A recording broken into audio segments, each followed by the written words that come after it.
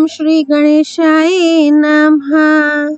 नारायणं नमस्कृत्य नरं चैव नरोत्तमं देवीं सरस्वतीं व्यासं ततो जयमुदीरयेत्। संक्षिप्त महाभारत शांति पर्व अध्याय 559 से 561। अध्याय 559 शत्रुओं से घिरे हुए राजा के कर्तव्य के विषय में बिडाल और चूहे का आख्यान। राजा युधिष्ठिर ने पूछा, भरत श्रेष्ठ, मैं उस बुद्धि के विषय में सुनना चाहता हूँ जिसका आश्रय लेने से राजा शत्रुओं से घिरा रहने पर भी मोह में नहीं पड़ता। जब अनेकों बलवान शत्रु किसी दुर्बल राजा को सब प्रकार से हड़प जाने के लिए तैयार हो जाएं, तो उस असहाय और अकेले राजा को क्या करना चाहिए? वह उनमें से किसके साथ युद्ध करे और किसके साथ संधि, तथा यदि बलवान होने पर भी वह शत्रुओं के बीच में फंस जाए तो उसे कैसा बर्ताव करना चाहिए? राजा के लिए तो सब कर्तव्यों में यही प्रधान है और आप जैसे संध्य संत एवं जितेंद्रिय महापुरुष के सिवा और कोई इस विषय को कह भी नहीं सकता।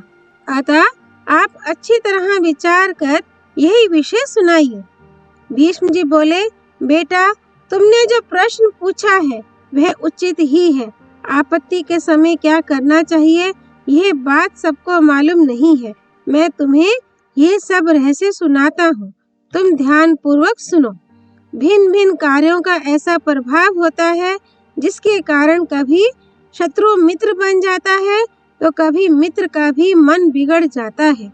वास्तव में ये शत्रु मित्र की परिस्थिति सदा एक सी नहीं रहती। अतः अपने कर्तव्य अकर्तव्य तथा देश काल का विचार करके किसी पर विश्वास और किसी के साथ युद्ध करना चाहिए। यदि प्राण संकट में आ पड़े तो शत्रुओं से भी मेल करके उनकी रक्षा करनी चाहिए। इस विषय में एक वट वृक्ष पर रहने वाले बिलाव और मूषक का संवाद रूप यह प्राचीन इतिहास प्रसिद्ध है। किसी वन में एक बहुत बड़ा वट का वृक्ष था। वह बहुत सी लता और बरहों से आच्छादित था और उस पर अनेकों पक्षियों ने बसेरा कर रखा था। वह वन में बड़ी दूर तक फैला हुआ, लंबी लंबी डालियों से युक्त और मेघ के समान सघन था। उसकी छाया में बड़ी ठंडक थी। उस वृक्ष पर अनेकों सर्प और जंगली जीव विश्राम करते थे। उसी के जड़ में 100 दरवाजों का बिल बनाकर पलित नाम का एक बुद्धिमान चूहा रहता था तथा उसकी शाखा पर लोमश नाम का एक बिलाव था। वह बहुत समय से पक्षियों को खाकर बड़े आनंद से वहीं अपने दिन बिता रहा था। एक बार एक चांडाल ने उस वन में आकर डेरा डाल दिया। वह सूर्यास्त होने पर नित्य ही अपना जाल फैला देता था और उसकी तांत की डोरियों को यथास्थान लगाकर मौज से अपनी झोंपड़ी में जा सोता था। रात में अनेकों जंगली जीव उस जाल में फंस जाते थे। उन्हें वह सवेरे आकर पकड़ लेता था। बिलाव यद्यपि बहुत सावधान रहता था तो भी एक दिन वह उस जाल में फंस गया। यह देखकर पलित चूहा निर्भय होकर वन में अपना आहार खोजने लगा। इतने ही में उसकी दृष्टि जीवों को लुभाने के लिए चांडाल के डाले हुए मांस खंडों पर पड़ी। अतः वह जाल पर चढ़कर उन्हें खाने लगा। मांस खाने में वह तल्लीन था और मन ही मन अपने बंधन में पड़े हुए शत्रु पर हंस रहा था। इतने ही में उसकी दृष्टि एक दूसरे शत्रु पर पड़ी। वह था हरिण नाम का न्योला, जो वहीं पृथ्वी में बिल बनाकर रहता था। चूहे की गंध पाकर वह तुरंत ही अपने बिल से निकल आया। इधर तो यह न्योला अपना भक्ष्य पकड़ने के लिए जीभ लपलपाते हुए पृथ्वी पर खड़ा था। उधर चूहे ने ऊपर की ओर देखा तो उसे वट की शाखा पर बैठा हुआ अपना एक शत्रु और भी दिखाई दिया। वह वट के खोखले में रहने वाला चंद्रक नाम का उल्लू था। इस प्रकार उल्लू और न्योले के बीच में पड़कर उस चूहे को बड़ा भय हुआ और वह चिंता में डूब गया। इसी समय उसे एक विचार सूझा। वह सोचने लगा, जब कोई जीव आपत्ति में पड़कर विनाश के समीप पहुंच जाए तो उसे जैसे बने अपने प्राणों की रक्षा करनी चाहिए। इस समय मेरे ऊपर जो आपत्ति आ पड़ी है उसमें सभी ओर से प्राण जाने की आशंका है। यदि मैं पृथ्वी पर उतरकर भागता हूँ तो न्योला मुझे खा जाएगा। यहीं रहता हूँ तो उल्लू उठा ले जाएगा और यदि जाल काट देता हूँ तो बिलाव नहीं छोड़ेगा। परंतु ऐसी स्थिति में भी मुझ जैसे बुद्धिमान को घबराना नहीं चाहिए। बिलाव मेरा कट्टर शत्रु है, किंतु इस समय वह बड़ी विपत्ति में पड़ गया है। अच्छा, देखो तो सही, अपने स्वार्थ के लिए भी ये मूर्ख मेरी बात मानता है या नहीं। संभव है विपत्ति ग्रस्त होने के कारण इस समय यह मुझसे मेल कर ले। आचार्यों का ऐसा मत है कि विपत्ति आ पड़ने पर जीवन रक्षा के लिए बलवान व्यक्ति को अपने समीपवर्ती शत्रु से भी मेल कर लेना चाहिए। बुद्धिमान शत्रु भी अच्छा होता है और मूर्ख मित्र भी किसी काम का नहीं होता। अब मेरे जीवन की रक्षा तो मेरे शत्रु बिलाव के ही द्वारा हो सकती है, अतः मैं इसे इसके जीवन की रक्षा के लिए सम्मति देता हूँ। तब उस परिणामदर्शी चूहे ने बिलाव को समझाते हुए इस प्रकार कहा, भैया बिलाव, अभी जीवित हो ना? मैं इस समय तुमसे एक मित्र की तरह बोल रहा हूँ और चाहता हूँ कि तुम्हारे जीवन की रक्षा हो जाए, क्योंकि इसमें हम दोनों का ही हित है। भैया डरो मत, तुम आनंद से जीवित रह सकते हो। यदि तुम मुझे मारना ना चाहो तो मैं तुम्हारा उद्धार कर सकता हूँ। मैंने मन में खूब विचार करके अपने और तुम्हारे लिए एक उपाय सोचा है, उससे हम दोनों का एक सा हित हो सकता है। देखो, ये न्योला और उल्लू मेरी घात में बैठे हुए हैं। अभी इन्होंने मुझ पर आक्रमण नहीं किया है, इसी से अब तक मैं बचा हुआ हूँ। चप्पल नयन उल्लू डाल पर बैठा हुआ हूँ कर रहा है और मेरी ओर ही ताक लगाए हुए है। इस पापी से मुझे बड़ा डर लगता है। सत्पुरुषों में तो साथ पग साथ रहने से ही मित्रता हो जाती है। तुम भी बड़े बुद्धिमान हो, इसलिए मेरे मित्र हो। अब मुझे तुमसे कोई भय नहीं है और मैं इतने दिन साथ रहने का अपना धर्म निभाऊंगा। तुम मेरी सहायता के बिना स्वयं तो इस जाल को काट नहीं सकोगे। हाँ, यदि तुम मुझे ना मारो तो मैं तुम्हारा बंधन काट सकता हूँ। इसी से मेरी इच्छा है कि हम दोनों में प्रीति बढ़े और नित्य प्रति हमारा समागम हुआ करे। देखो, जब कोई पुरुष लकड़ी का सहारा लेकर किसी गहरी नदी को पार करता है तो वह उस लकड़ी को किनारे लगा देता है और वह लकड़ी उसे पार पहुंचा देती है। इसी तरह हम दोनों का भी मेल हो सकता है। मैं तुम्हें इस विपत्ति से पार कर दूंगा और तुम मुझे आपत्ति से बचा लोगे। इस प्रकार जब पलित चूहे ने दोनों के हित की बात कही तो उसे युक्ति युक्त और मानने योग्य समझकर उस बुद्धिमान बिलाव ने अपनी दशा पर दृष्टि डालकर उसकी बड़ी सराहना की और फिर उसकी ओर देखते हुए इस प्रकार कहने लगा, सौम्य, तुम मुझे जीवित रखना चाहते हो, यह देखकर मुझे बड़ी प्रसन्नता होती है। इस समय अवश्य मैं बड़ी आपत्ति में पड़ गया हूँ और मुझसे भी बढ़कर तुम्हारे ऊपर विपत्ति मंडरा रही है, अतः हम दोनों आपत्तिग्रस्तों में शीघ्र ही संधि हो जानी चाहिए। मैं समयानुसार अवश्य तुम्हारा काम बनाने का प्रयत्न करूंगा। ये विपत्ति टल जाएगी तो तुम्हारा उपकार व्यर्थ नहीं होगा। इस समय मेरा मान भंग हो चुका है, तुम्हारे प्रति मेरी भक्ति हो रही है। अब तो मैं तुम्हारी शरण में हूँ और जैसा तुम कहोगे वैसा ही करूंगा। लोमश के इस प्रकार कहने पर पलित ने उससे ये अभिप्राय पूर्ण वचन कहे, इस समय मुझे न्योले से बड़ा डर लग रहा है। मैं तुम्हारे नीचे छिप जाना चाहता हूँ। तुम मेरी रक्षा करना, मार मत डालना। इधर यह पापी उल्लू मेरे प्राणों का ग्राहक बना हुआ है, इससे भी तुम मुझे बचा लो। इसके बाद मैं तुम्हारा जाल काट दूंगा। ये बात मैं तुमसे सत्य की शपथ करके कहता हूँ। चूहे की ये युक्ति युक्त बात सुनकर लोमश ने उसकी ओर हर्ष भरी दृष्टि से देखा और स्वागत द्वारा सत्कार करते हुए उससे सुहृदता पूर्वक कहा, तुम जल्दी ही यहाँ आ जाओ, भगवान तुम्हारा मंगल करे। तुम तो मेरे प्राण के समान प्रिय सखा हो। इस समय तो तुम्हारी कृपा से ही मेरी प्राण रक्षा होगी। इसलिए मित्र, आओ हम तुम दोनों संधि कर ले।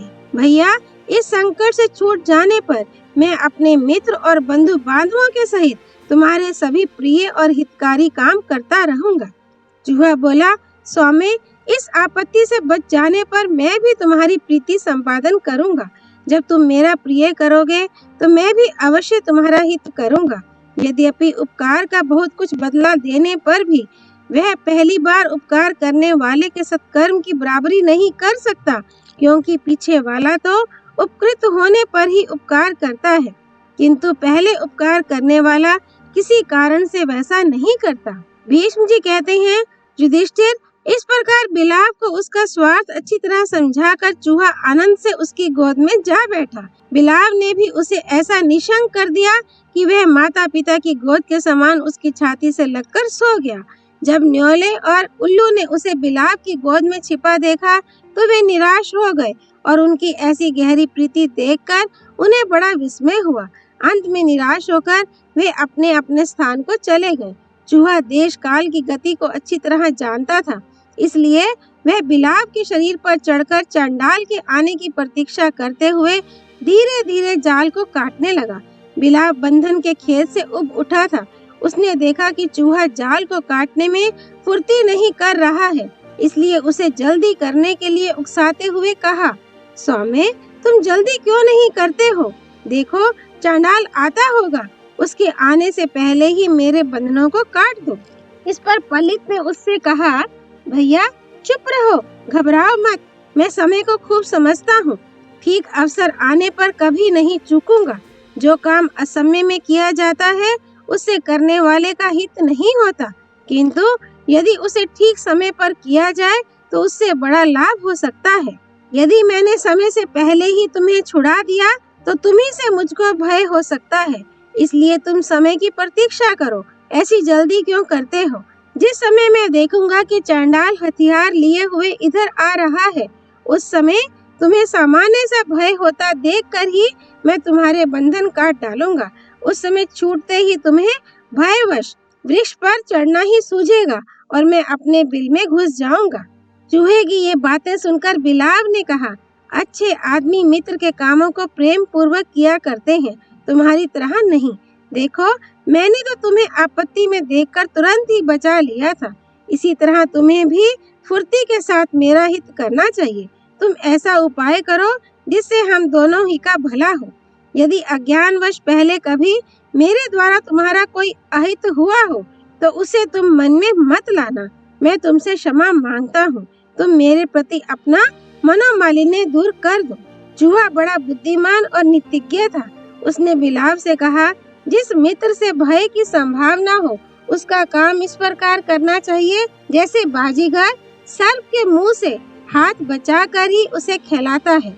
जो व्यक्ति बलवान के साथ संधि करके अपनी रक्षा का ध्यान नहीं रखता, उसका वह मेल अपथ्य भोजन के समान हितकर नहीं होता। ऐसे मित्र के काम को अधूरा ही रखना चाहिए। जब चांडाल आ जाएगा तो भय के कारण तुम्हें भागने की ही सूझेगी। उस समय तुम मुझे नहीं पकड़ सकोगे। मैंने बहुत से तंतु तो काट डाले हैं, अब केवल एक डोरी बाकी है, उसे मैं उसी समय काट दूंगा। तुम घबराओ मत।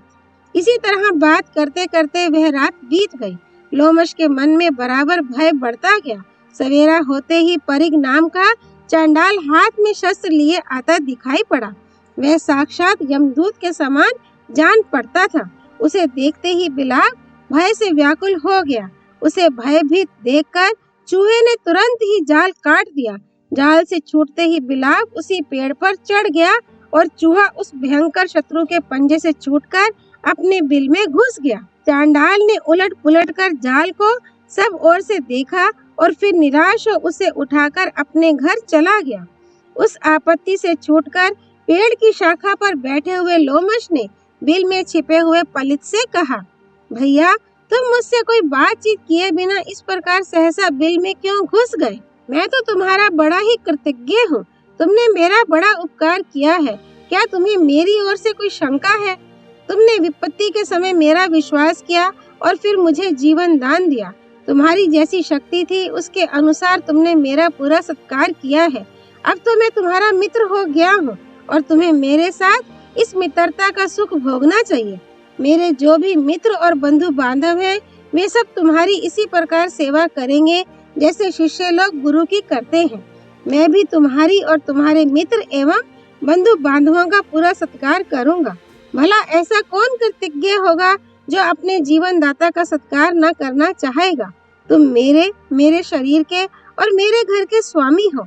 मेरी जो कुछ संपत्ति है उसके तुम ही व्यवस्थापक बनो।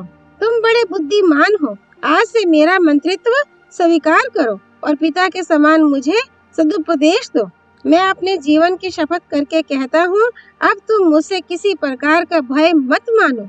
बुद्धि में तो तुम साक्षात शुक्राचार्य ही हो। अपने मंत्र बल से जीवन दान देकर तुमने मुझे अपने अधीन कर लिया है।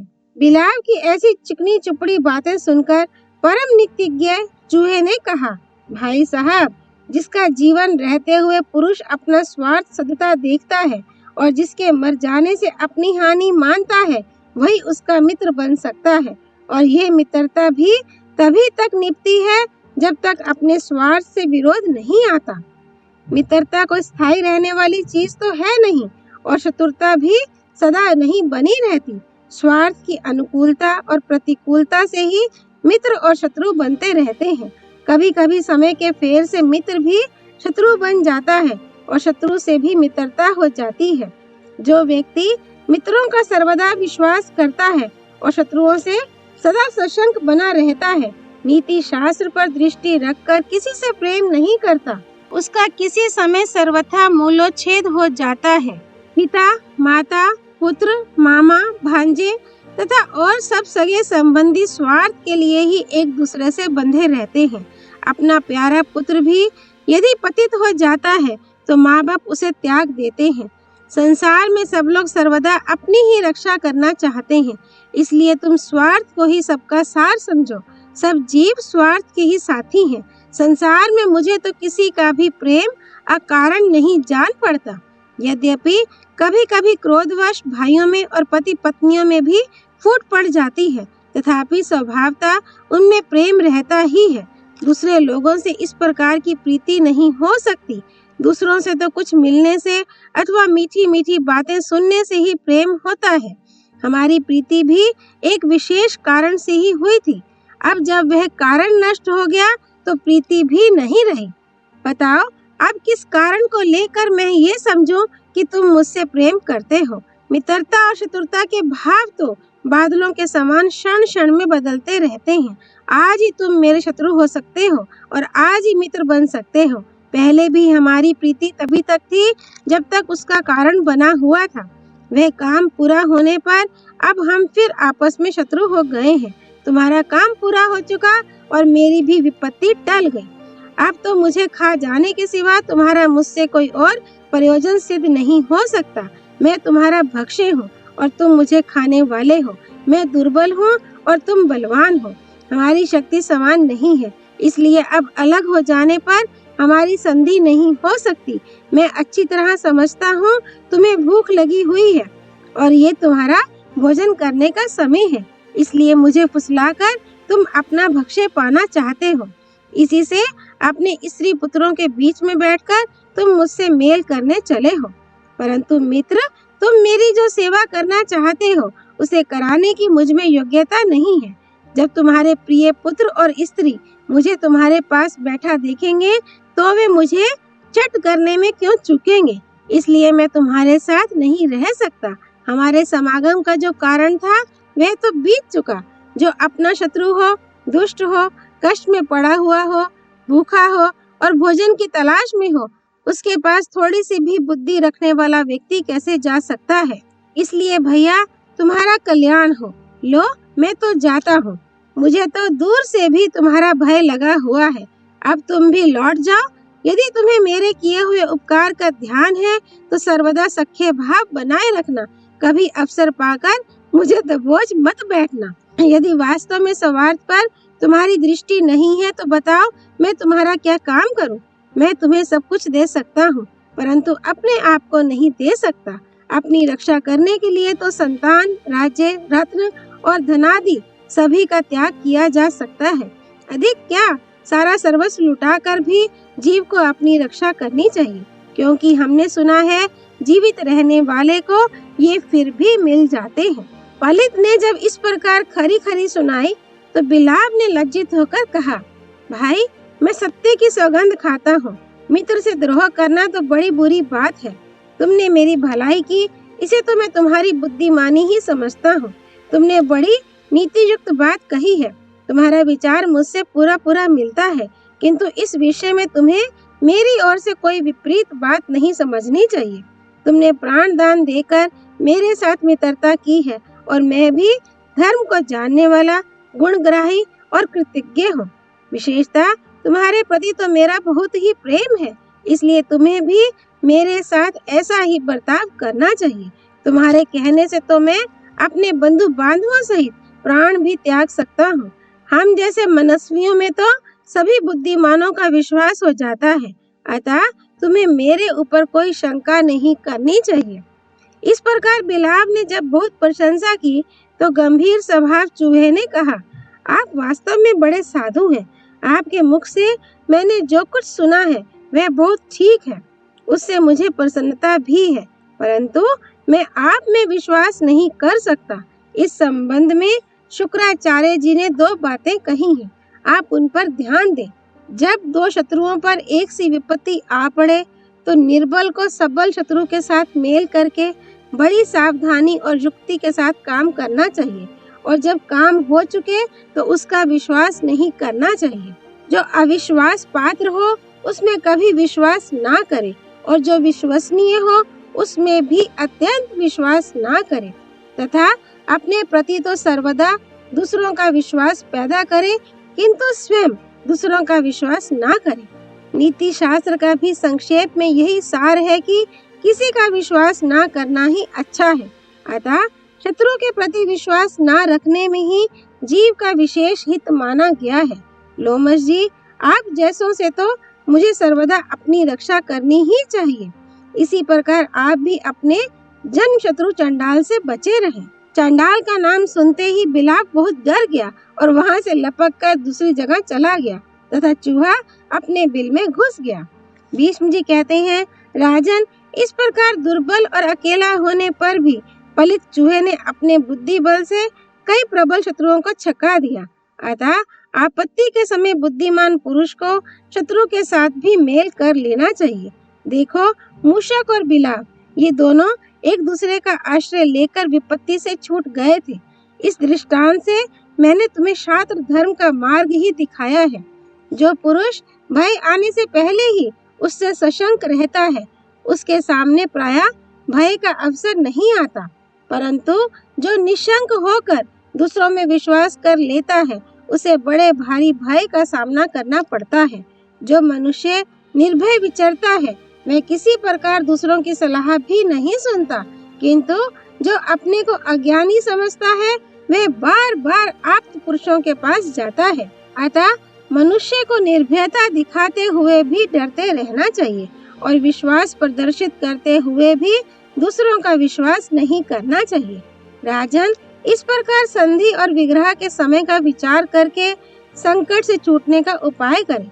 जब अपने और शत्रु के ऊपर समान रूप से आपत्ति आ पड़े तो बलवान शत्रु के साथ मेल कर ले, उसके साथ रहते हुए बड़ी युक्ति से काम करे और काम पूरा हो जाने पर फिर उसका विश्वास ना करे।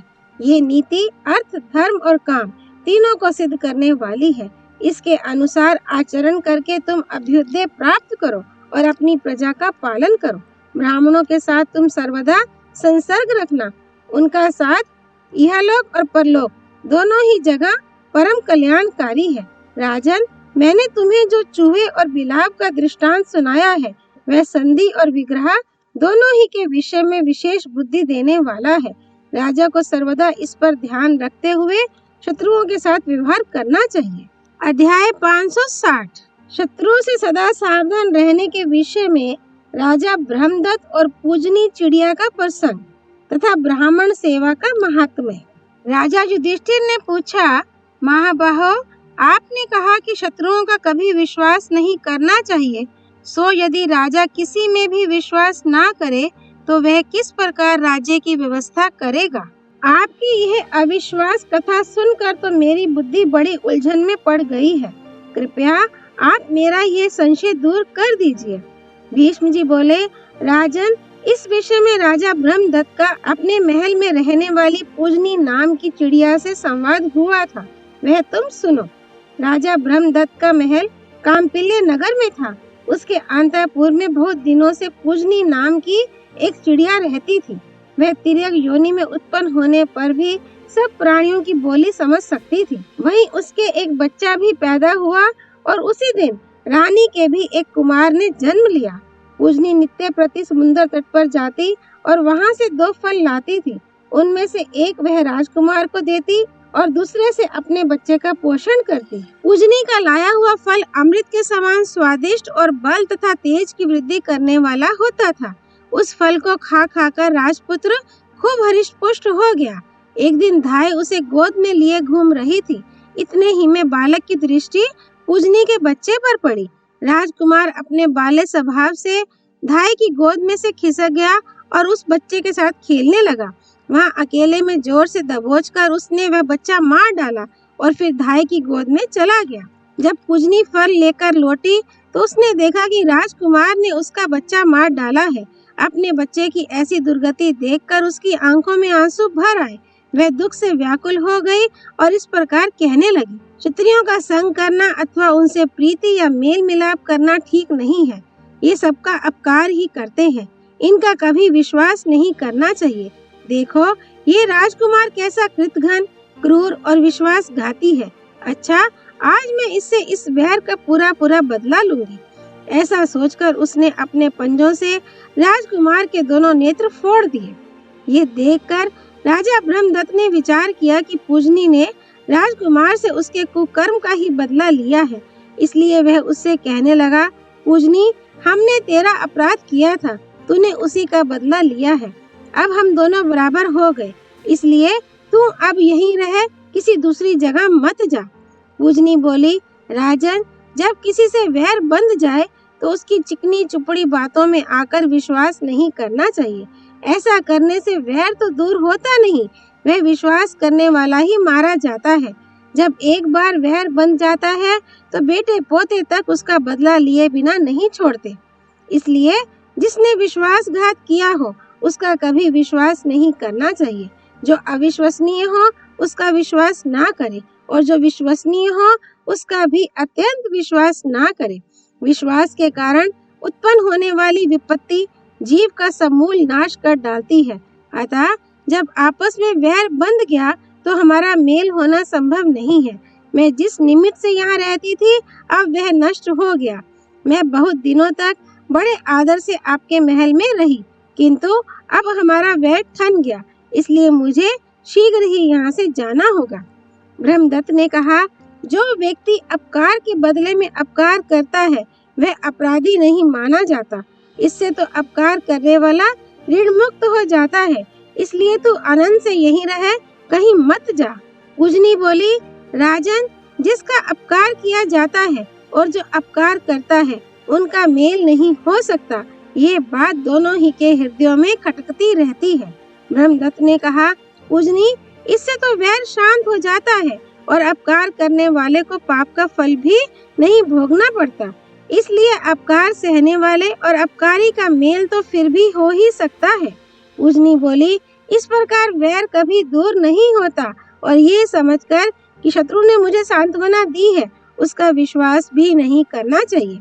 ऐसे अवसर पर विश्वास करने से प्राणों से भी हाथ धोना पड़ता है, इसलिए फिर मुंह ना दिखाना ही अच्छा है। ब्रह्मदत्त ने कहा, यदि आपस में वैर रखने वाले भी साथ साथ रहे तो उनमें स्नेह हो जाता है, फिर उनमें वैर नहीं रहता। पूजनी बोली, राजन, पंडित लोग अच्छी तरह जानते हैं वैर 5 कारणों से हुआ करता है। स्त्री के कारण, घर और जमीन के कारण, कठोर वाणी के कारण, आपस की लाग डांट के कारण और अपराध के कारण। जिस प्रकार बड़वा नल किसी भी प्रकार शांत नहीं होता, वैसे ही क्रोधा अग्नि भी धन से, समझाने से या डांटने डपटने से ठंडी नहीं पड़ती। वैर के कारण उत्पन्न होने वाली आग एक पक्ष को स्वाहा किए बिना कभी शांत नहीं होती। जिसने पहले अपकार किया हो वह धन और मान द्वारा बहुत सत्कार करे तो भी उसका विश्वास नहीं करना चाहिए। अब तक तो न मैंने आपका कोई अपकार किया था और न आपने ही मेरी कोई हानि की थी, इसलिए मैं आपके महल में रहती थी, किंतु अब मुझे आपका विश्वास नहीं हो सकता। ब्रह्मदत्त ने कहा, पूजनी, संसार में तरह तरह की क्रियाएं काल के ही कारण होती हैं। काल की प्रेरणा से ही लोग विविध कर्मों में प्रवृत्त हो रहे हैं। इनमें कौन किसका अपराध करता है? जन्म और मृत्यु का प्रेरक भी समान रूप से काल ही है। काल के कारण ही जीव के जीवन का अंत होता है, इसलिए जो कुछ हुआ है उसमें मैं तेरा कोई अपराध नहीं समझता। तू यहाँ आनंद से रह, तुझे कोई कष्ट नहीं पहुँचावेगा। तुझसे जो अपराध बन गया है उसे मैंने क्षमा किया, अब तू भी मुझे क्षमा कर दे। पूजनी बोली, यदि आप काल को ही सब क्रियाओं का कारण मानते हैं तो किसी का किसी के साथ वैर नहीं होना चाहिए। फिर अपने सगे संबंधियों के मारे जाने पर लोग उनका बदला क्यों लेते हैं और शोकाकुल होकर इतनी हाय हाय क्यों करते हैं? वास्तव में दुख के ही कारण सबको उद्वेग होता है। सुख तो सभी को प्रिय है और दुख के अनेकों रूप हैं। बुढ़ापा दुख है, धन क्षय दुख है, अप्रिय पुरुषों के साथ रहना दुख है और प्रिय जनों से बिछुड़ना दुख है। वध और बंधन से भी सबको दुख होता है तथा स्त्री के कारण और स्वाभाविक रूप से भी दुख होता ही है। राजन, आपने मेरा जो अपकार किया है और मैंने आपका जो अपराध किया है, उन्हें हम 100 वर्ष में भी भूल नहीं सकते। इस प्रकार आपस में एक दूसरे का अपकार करने के कारण अब हमारा मेल नहीं हो सकता। आप जैसे जैसे अपने पुत्र की दुर्गति को याद करेंगे, वैसे वैसे ही आपका वैर ताजा होता रहेगा। अब इस मरणांत वैर के ठन जाने पर आप जो प्रीति करना चाहते हैं वह इसी प्रकार असंभव है जैसे मिट्टी का घड़ा एक बार फूट जाने पर फिर नहीं जुड़ता। जब किसी कुल में दुखदायी वैर बन जाता है तो वह शांत नहीं होता, उसे याद दिलाने वाले बने ही रहते हैं। इसलिए जब तक कुल में एक भी व्यक्ति बना रहता है तब तक वह खुन्नस नहीं मिटती। इसलिए किसी का कुछ बिगाड़ कर देने पर फिर राजा को उसका विश्वास नहीं करना चाहिए। ब्रह्मदत्त ने कहा, अविश्वास करने से तो मनुष्य संसार में कुछ भी प्राप्त नहीं कर सकता। यदि मन में एक प्रकार का भी भय बना रहे तो उसका जीवन ही मिट्टी हो जाएगा। पूजनी बोली, राजन, जिसके दोनों पैरों में चोट लगी हो और फिर भी वह पैरों से ही चलता रहे तो चाहे कैसी ही सावधानी से चले, उसके पैरों में घाव हो ही जाएगा। जो पुरुष अपने रोगी नेत्रों को हवा के सामने खुले रखता है, उसके नेत्रों में वायु के कारण अवश्य ही बहुत पीड़ा बढ़ जाएगी। जो पुरुष अपनी शक्ति का विचार न करके अज्ञानवश भयानक मार्ग में चल पड़ता है, उसका जीवन उस मार्ग में ही समाप्त हो जाता है। जो किसान वर्षा के समय का विचार न करके खेत जोतता है, उसका परिश्रम व्यर्थ होता है और उसे अनाज नहीं मिलता। जो पुरुष हितकारी भोजन करता है, उसके लिए वह अन्न अमृत रूप हो जाता है, परंतु जो परिणाम का विचार ना करके कुपथ्य सेवन करता है, उसके जीवन का अंत तो उस अन्न के साथ ही समझो। दैव और पुरुषार्थ ये दोनों एक दूसरे के आश्रय से रहते हैं, किंतु उदार पुरुष सर्वदा शुभ कर्म किया करते हैं और नपुंसक दैव के भरोसे पड़े रहते हैं। जो पुरुष कर्म को छोड़ बैठता है, वह दरिद्रता के चंगुल में फंसकर सदा अनर्थों का शिकार बना रहता है।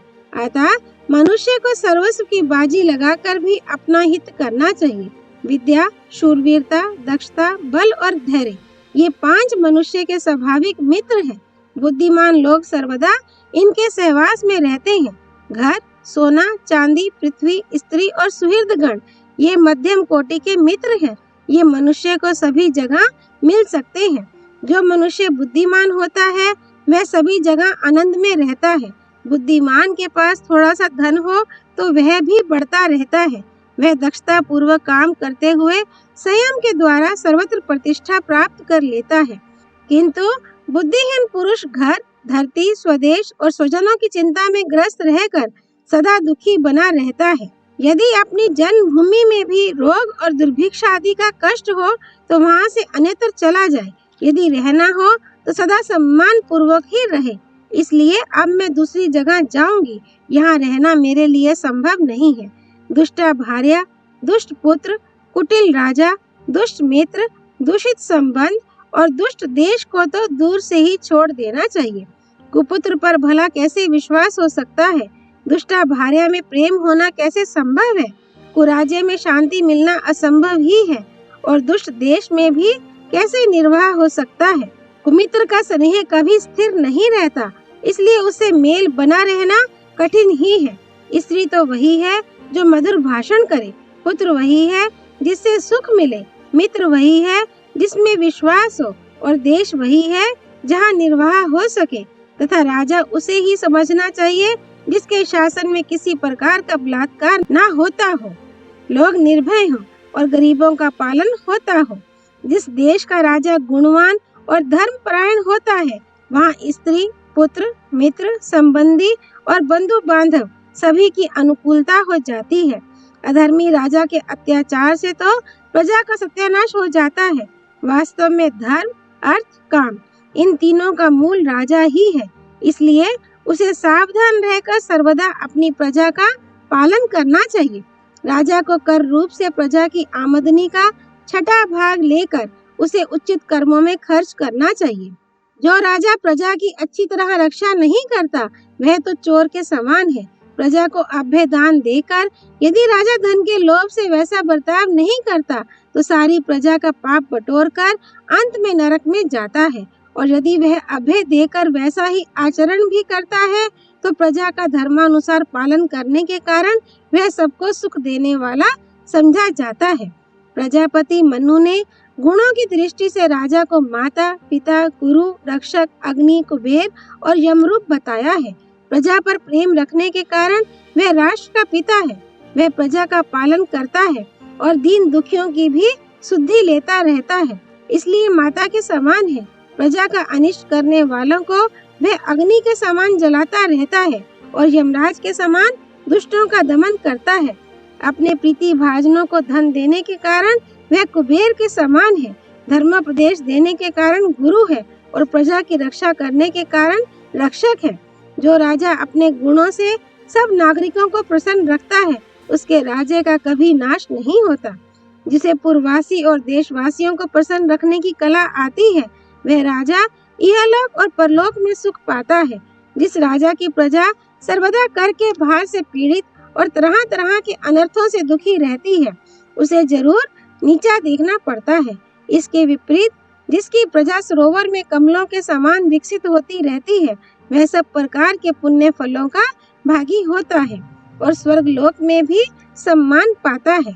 भीष्म जी कहते हैं, राजन, ब्रह्मदत्त से इस प्रकार कहकर उसकी आज्ञा ले वह चिड़िया स्वेच्छा अनुसार चली गई।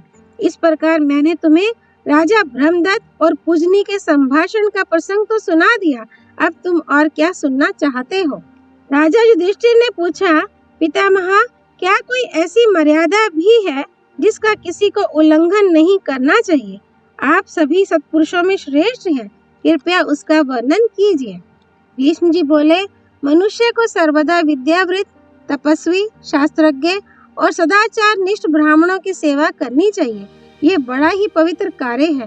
तुम जैसा भाव देवताओं में रखते हो, वैसा ही ब्राह्मणों में भी रखो। ब्राह्मण प्रसन्न रहते हैं तो मनुष्य को बड़ा सुजश मिलता है, और वे अप्रसन्न हो जाते हैं तो उसके लिए बड़ा संकट उपस्थित हो जाता है। ब्राह्मण प्रसन्न रहे तो अमृत के समान होते हैं, और कोप करने लगे तो साक्षात विष हो जाते हैं। अध्याय 561। शरणागत की रक्षा करने के विषय में एक बहेलिया और कपोत कपोती का प्रसंग।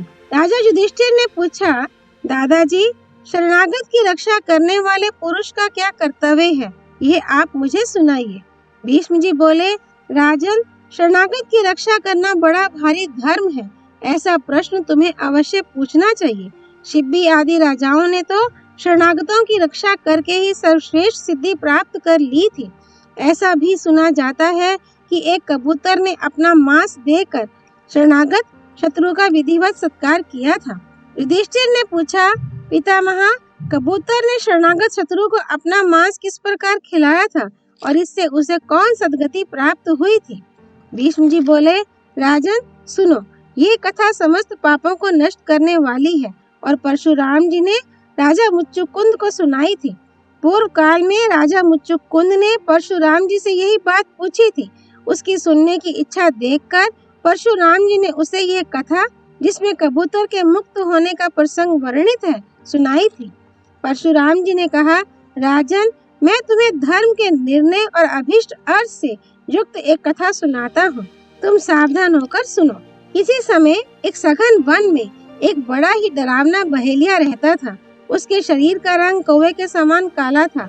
उसके क्रूर कर्मों के कारण उसे सगे संबंधियों ने भी त्याग दिया था। वस्तुतः जिसका आचरण पाप पूर्ण हो उसे बुद्धिमान पुरुषों को दूर से ही त्याग देना चाहिए।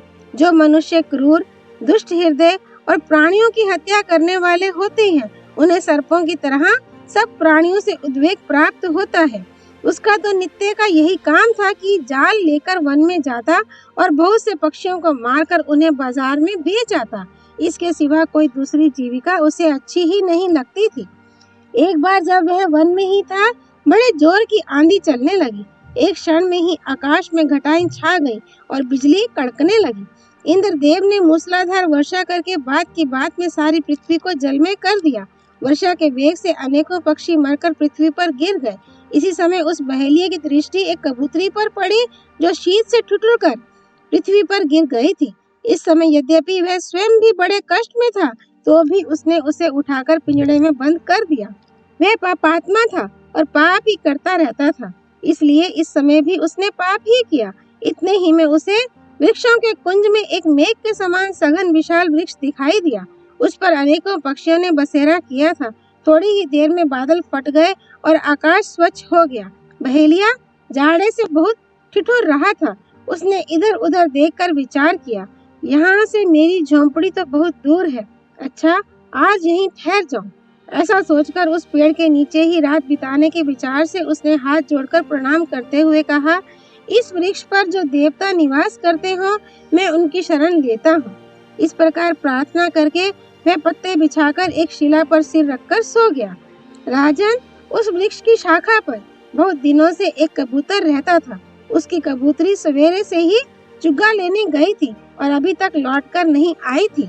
इस समय रात हुई देखकर उस कबूतर को बड़ा खेद हुआ। वह कहने लगा, अरे आज तो बड़ी आंधी वर्षा थी और मेरी प्यारी कबूतरी अभी तक नहीं आई। उसके अभी तक न लौटने का क्या कारण हो सकता है? वन में ना जाने वह कुशल से भी होगी या नहीं। उसके बिना तो आज मेरा ये घोंसला उजड़ा सा जान पड़ता है। वास्तव में घर को घर नहीं कहते, गृहिणी को ही घर कहते हैं।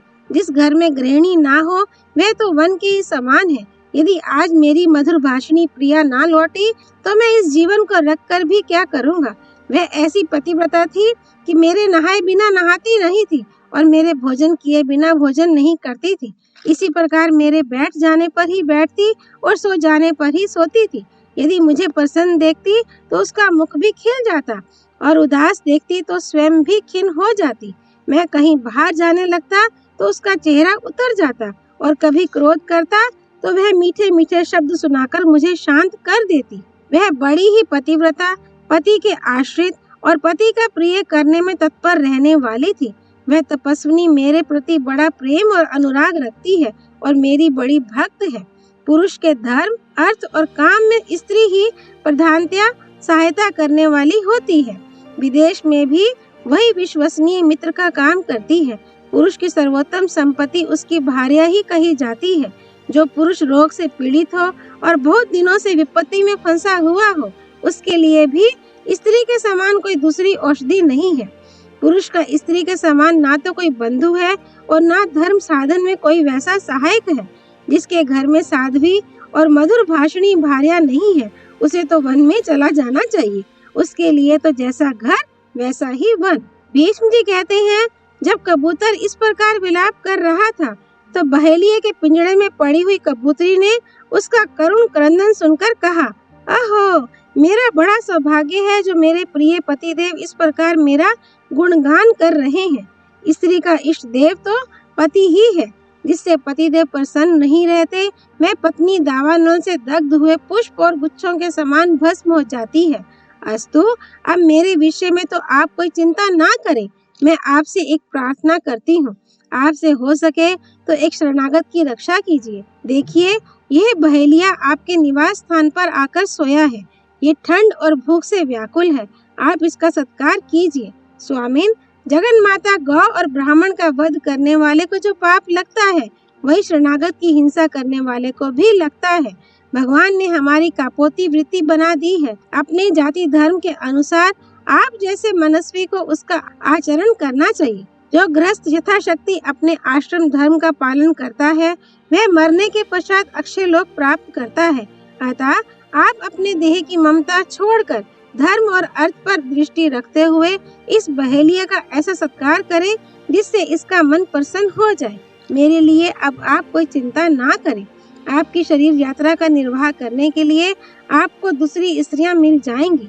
इस प्रकार पिंजड़े में पड़ी हुई उस तपस्विनी कबूतरी ने अपने पति से कहा और फिर अत्यंत दुखी होकर पति के मुंह की ओर देखने लगी। स्त्री की यह धर्मानुसार और युक्ति युक्त बात सुनकर कबूतर को बड़ी प्रसन्नता हुई और उसकी आंखों में आनंदाश्रु छलक आए।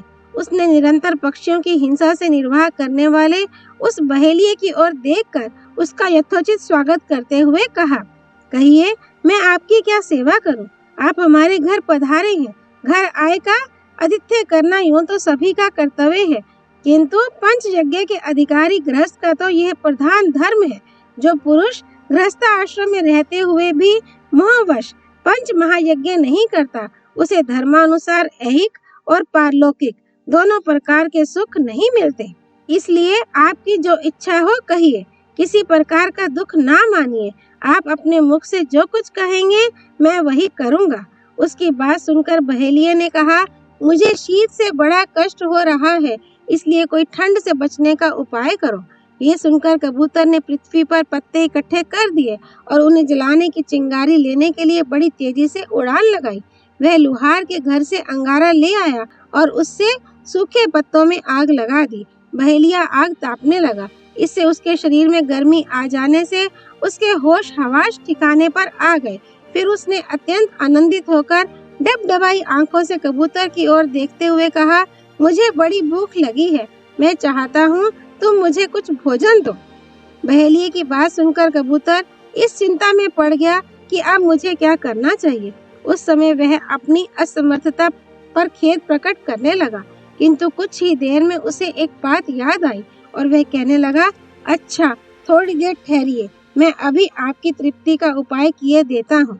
ऐसा कहकर उसने सूखे पत्तों से आग सुलगाई और फिर बड़े हर्ष में भर कर कहा, पहले ऋषि, देवता और महानुभाव पितरों के मुख से मैंने सुना है कि अतिथि सत्कार बड़ा भारी पुण्य है।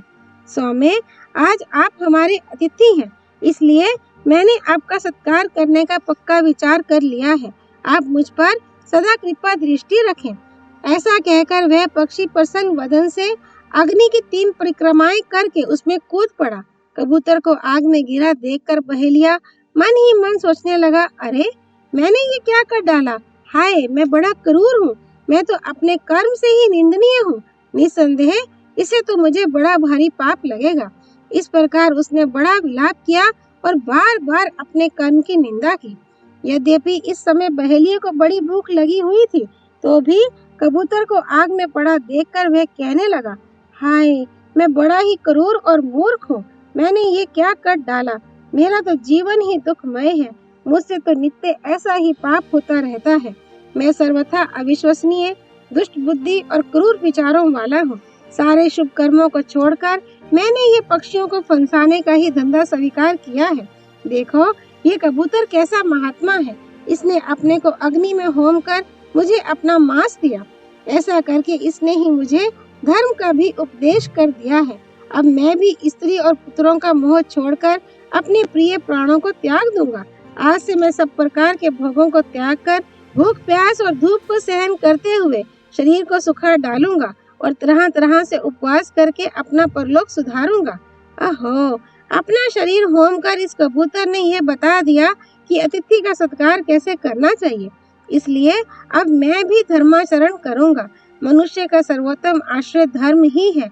ऐसा सोचकर उस बहेलिये ने लाठी, शलाका, जाल और पिंजड़े को फेंक कर उस कबूतरी को भी छोड़ दिया और महाप्रस्थान का निश्चय करके वहां से तप करने के लिए चल दिया।